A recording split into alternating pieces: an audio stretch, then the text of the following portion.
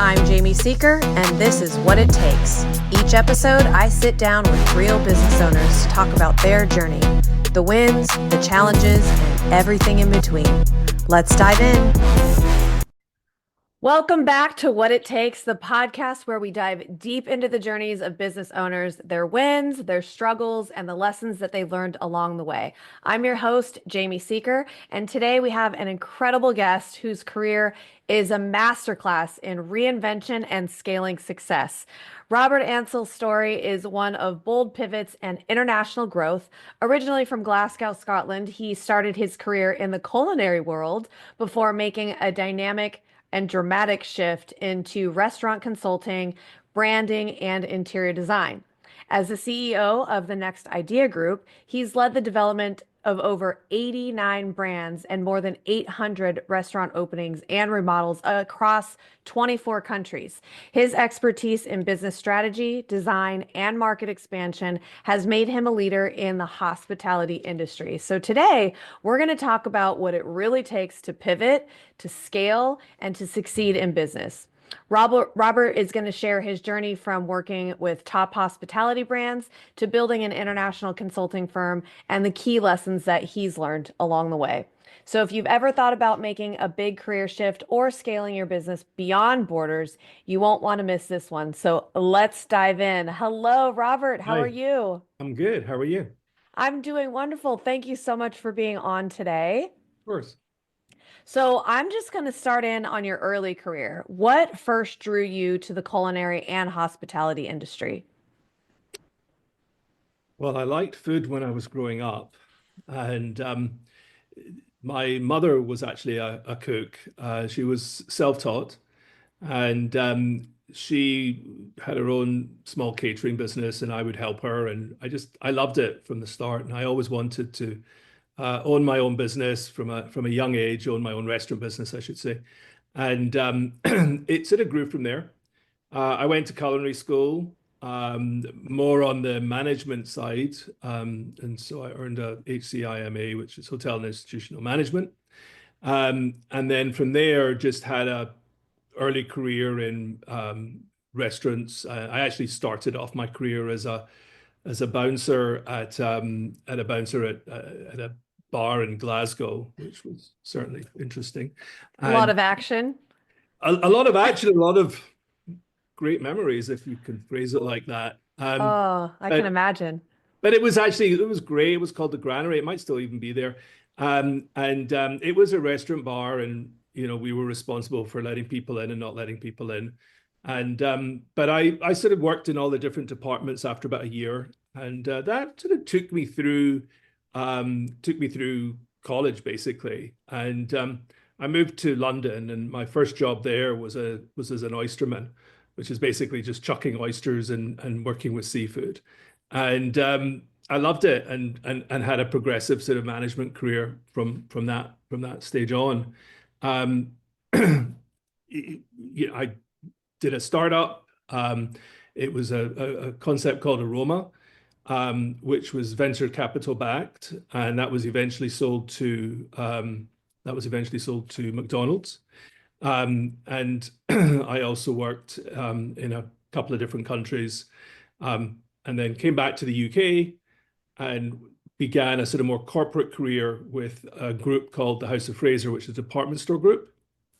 And from there, and I was head of restaurants. They had about 85 restaurants, and I was in charge of the re-strategization of them and the redevelopment. We did four different brands, and then we were also the first to introduce a celebrity chef concept into that group, which was a lot of fun, challenging but fun. And then from there, I moved to Safeway stores. It's not the same Safeway as the US. They divested, so it's the UK's Safeway. And after about a year, they laid me off with a great severance package. And that was really the time that I started to think about consulting. Yeah, I was going to ask what got you into the operations side, but you said that that was kind of your focus. I mean, it sounds like you had a really well-rounded education when it came to that. So that made a lot of sense. What then were some of your toughest obstacles that you faced when you kind of made that shift into that area?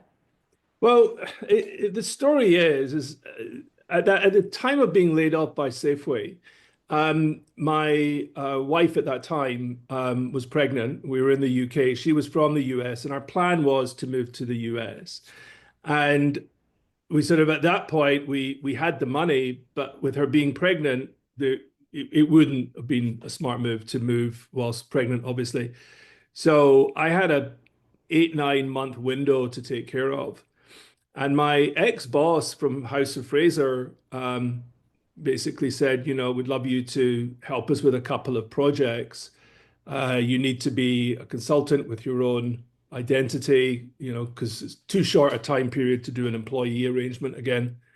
And she goes, when you worked with us, you were always great with ideas. So just, call yourself something with idea. And that's where the name The Next Idea came about.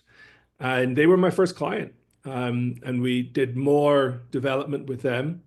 I was involved with some more strategy, some more operator contracts. Some of that was outsourced, and some more celebrity chef work.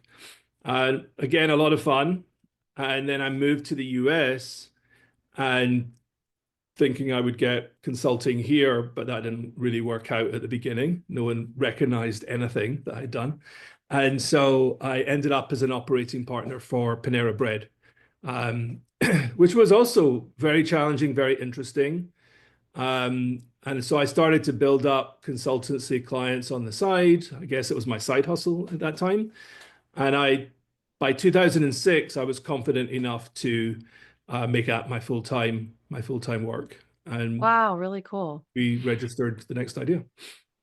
And I was kind of like taking in your journey and how you got there. And when I'm having these conversations with owners, what I'm finding is a lot of times we're kind of pushed into making these decisions by circumstance, other people's decisions, kind of things that go along because I usually say, what kind of gets you into it? And it's more rare than not, at least the people that I've come across that have said, "Oh, I've always wanted to do this. I've always wanted to be in business for myself. I had this dream or something that I want to do." It's not usually like that. It tends to be something like you or me. We have, similar situations where I was kind of forced to make that decision. Right. And, I found myself in a place and I've had people say, "Oh, well, I was pregnant," or, so you're listing a lot of these things. I mean, I've personally experienced my husband being laid off, and he did a huge career shift because of that. And it feels so like, bad luck or however it feels like a bad thing while it's happening.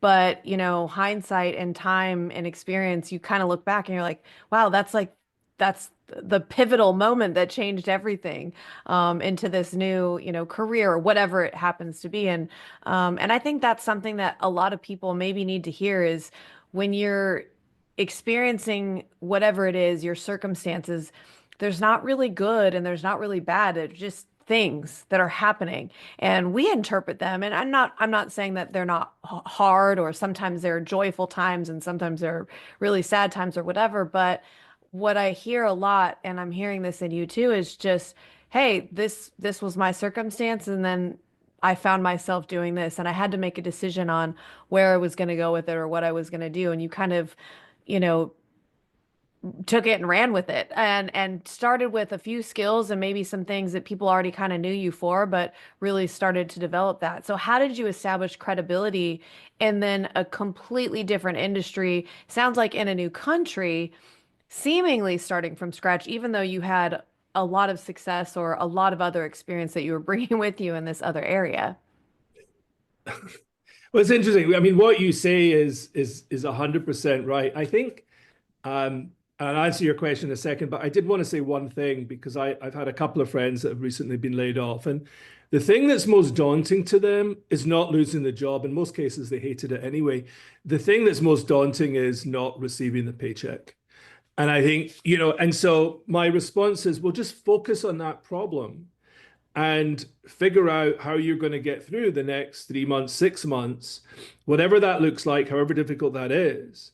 And then once you've done that and sort of established that in your mind, um, the looking for the job becomes less desperate, and and you become more compelling, and you are able to make a bigger choice, or indeed in a couple of cases they've gone into something on their own. So I agree with you 100%. I think that that life change, the losing of that security, the losing of the asset of a job, is daunting. But I happen to agree it's also a very positive thing in many respects. And I know that might not be the case for everyone, but most of the people that I know look back at that time and always say very difficult, but very, look where I am now. I mean, I'm a believer in Right. everything happens for a reason. So, um, Absolutely.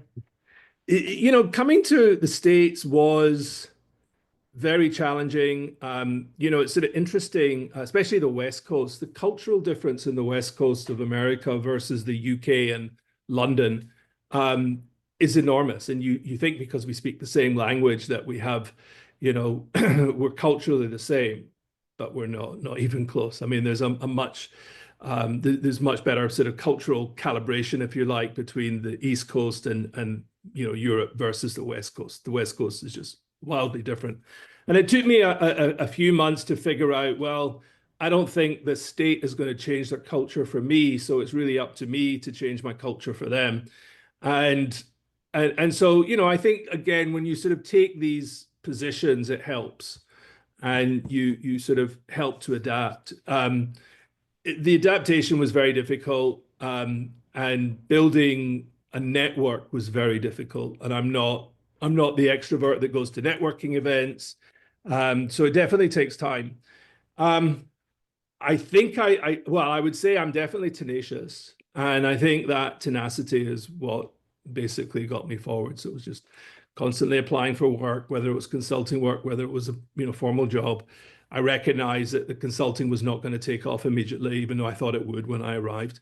And it was really just keep going, and just don't be sort of dissuaded in any way by rejection or anything like that. So, and that's how I got the job at Panera. I put a lot of effort into the application and how we did it and so on. But it was the Panera work that was able to give me credibility to start getting clients on the consulting. And so that's kind of really where it started and how it helped. Yeah, because you just have this idea and going from bringing in a consultant that is really the idea group, the next idea group, how do you go from that, just having a little idea, to a thriving international business now?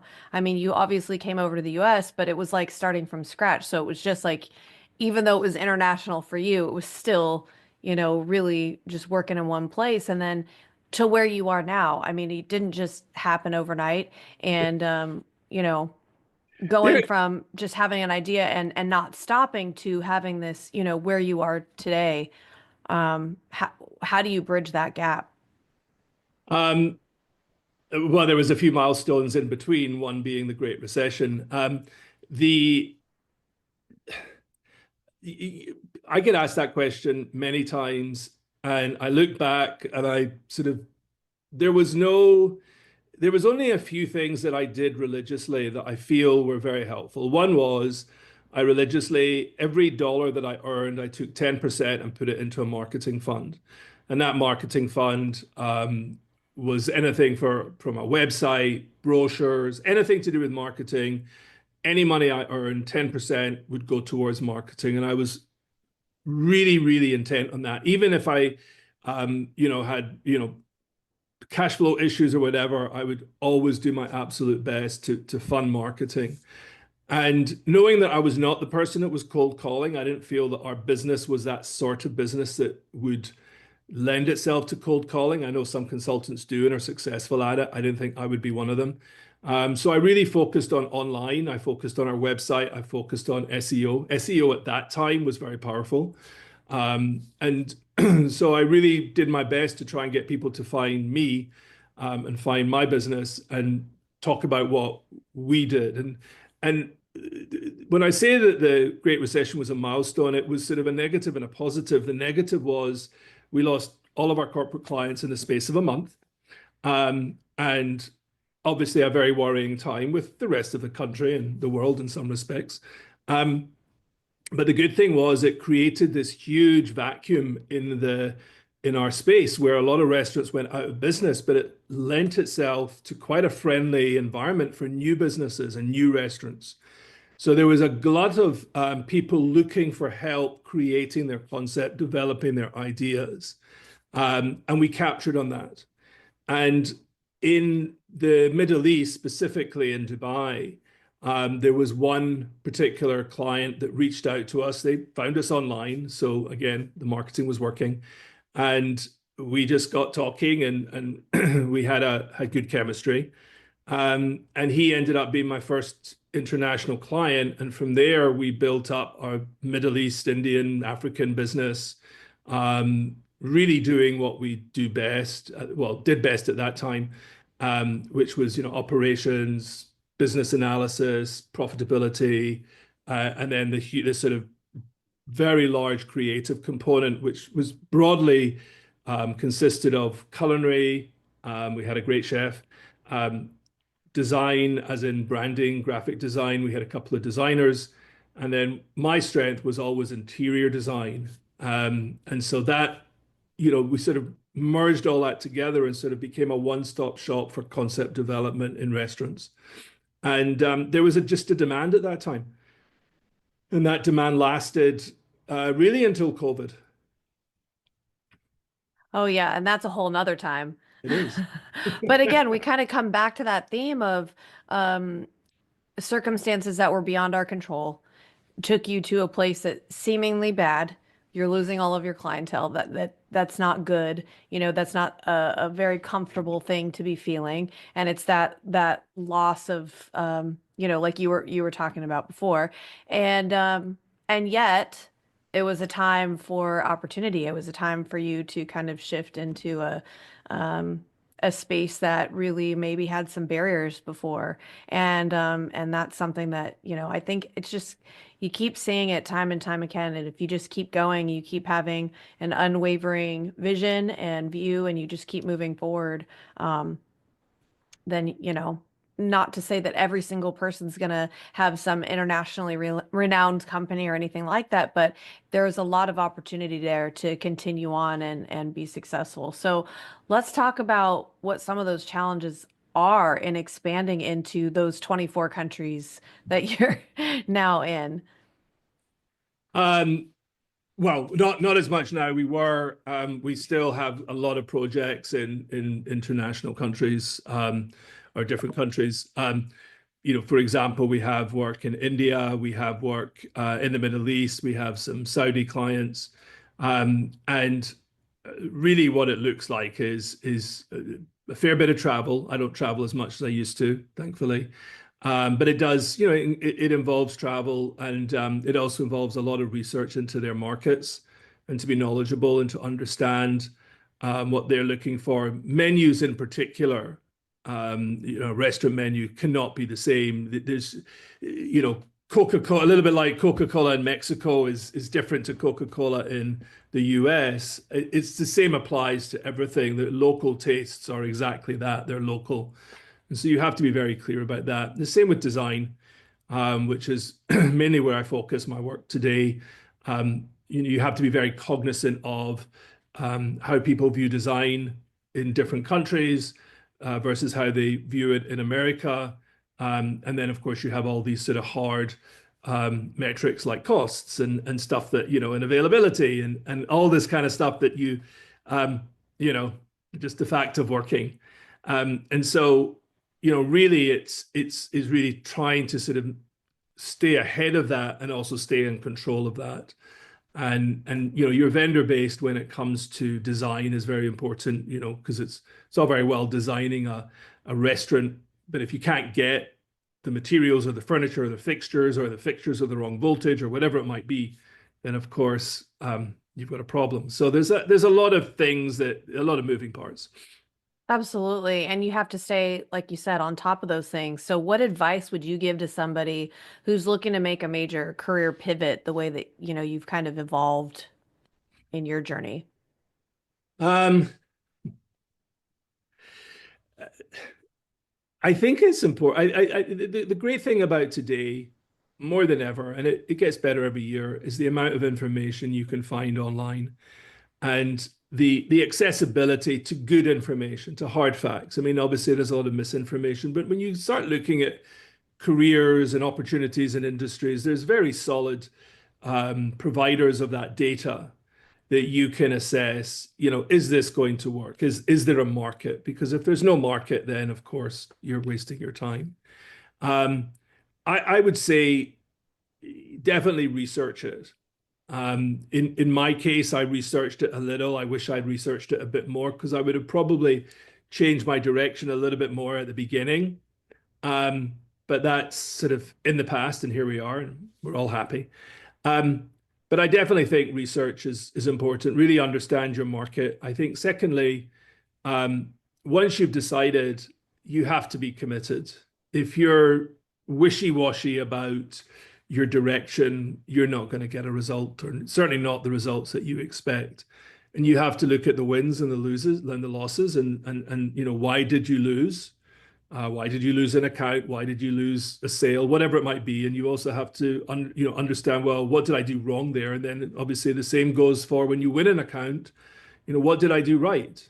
My positioning was always, um, we do not want to be the most expensive consultant. We want to be in the middle, because generally you find that clients buy the middle. They don't want to buy the cheapest because they feel it's too cheap and it's probably not the best. They don't want to buy the most expensive because they feel that's extravagant. So in the middle is actually a very, very good place to be. And we've always been positioned in the middle. You won't find us designing the next W hotel. Even though I'm sure we could, we're not the right people because it's very high end and it's just a different market to what we're used to. But one of our clients is Sizzler USA, and we're very comfortable there, and they're very comfortable with us. And so there's a good fit. So you have to really understand how you're positioning yourself through your pricing and also through your services. And I think most of all, just don't give up. It's not going to be easy. And if it's not Facebook. It's not, I'm earning 100,000 a month by being online with links and stuff. That's just not the real world. The real world is very hard. And but if you don't give up, you're about 80% there. Yeah, that's really good advice. And that you pretty much answered my signature question. And as you know, the podcast is called What It Takes because we explore that real journey of business ownership. And although we were kind of talking more about career, I think everything that you said applies to really what it takes to be a successful business owner. Is there anything else you want to add to that to just give that last point of what it takes? I think don't be afraid to pivot and don't be afraid to change your strategy. If I was to look at, in our case, our business was extremely strong in interior design. And we started to get non-restaurant inquiries and we started to get non-restaurant referrals. And those referrals were getting complicated because they were being referred to, at that time, a restaurant consulting website. They want to redo or remodel their luxury home in, Beverly Hills. It didn't make sense. And that's when we split the company. It was around 2015. And interestingly, we talked about COVID earlier. We split the company in 2015, but it wasn't really until COVID that the interior design business just sort of, blew up in a good way. And that was because, of course, everyone was at home and they wanted to remodel, and there we were, ready to do it. And obviously, there was no one wanted restaurant consulting because all the restaurants were closed, and if they weren't closed, they were, surviving on takeout. And so that's kind of how we ended up where we are today. Was that ability and willingness to pivot, even though it was obviously went against what we were originally doing, but it makes sense now when I look back on it. And I think it's important, if you're, I can't think of an example, but if you're sort of providing service A, but people are coming to you for service B, and you're not doing much with service A, you might want to think about, well, actually, maybe my strength is service B and not A, and I need to move there. And I think a lot of people do that. And I think we do it more now with the availability of the internet than we ever did before. So I would say be committed to what you're doing, but don't be afraid to pivot and, move in a different direction if it makes sense. Yeah, that's really good advice. Thank you so much for just your insights. I feel like this journey really from the culinary world to becoming a global leader in hospitality and design is proof that reinvention is possible. You have to have the right vision, you got to have the determination, all that kind of stuff. But those themes that I'm finding with people who have experienced success are similar, similar traits, similar things, similar experiences.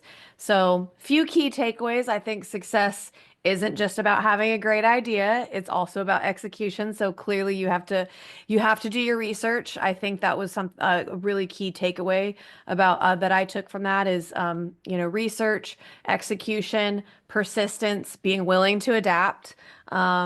So Robert's experience scaling internationally also highlights the importance of understanding different markets, staying ahead of industry trends. So if you enjoyed this episode, be sure to subscribe, leave us a review, and share it with fellow business owners and entrepreneurs. You can connect with Robert and learn more about the Next Idea Group. Robert, where can people find you? thenextideagroup.com is our website. And then I also have a blog, which is globalrestaurantconsultant.com, where I post fairly regularly, about once every 2-3 days. And find me on LinkedIn. Absolutely. Check it out. LinkedIn, Robert Ancill, thenextideagroup.com. Check out his blog. Thank you so much for tuning into What It Takes, and we will see you next time with another inspiring business story.